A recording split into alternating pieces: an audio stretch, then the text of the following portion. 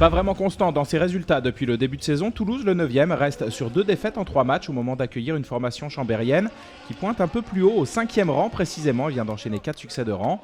Autant dire que les visiteurs sont favoris face à l'équipe de leur ancien entraîneur Philippe Gardan. Les débats sont tout de même serrés, Brive s'arrache pour déclencher ce Costal qui se fiche dans la lucarne.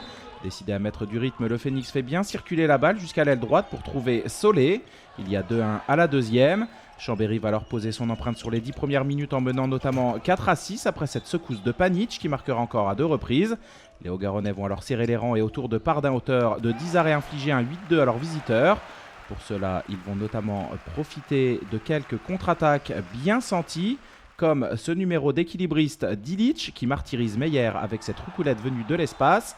L'ailier fait parfaitement tourner son poignet, s'adjuge l'un de ses 6 buts du soir, un peu au-dessus de sa moyenne de 5,45 par match.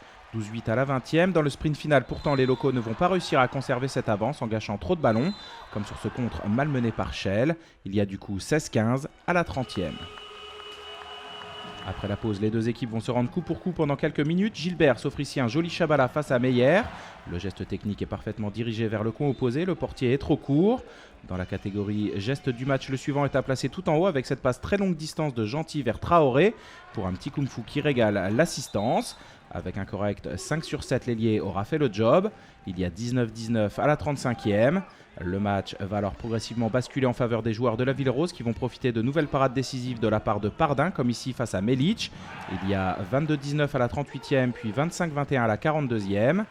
Et si Da Silva montre lui aussi qu'il possède une sacrée palette technique, sur ce mouvement conclu par une très belle roucoulette, les jaunes et noirs manquent d'idées pour revenir sur leurs hôtes. Cette ultime action menée tambour battant par Panic mais stoppée net par Pardin va en être l'illustration.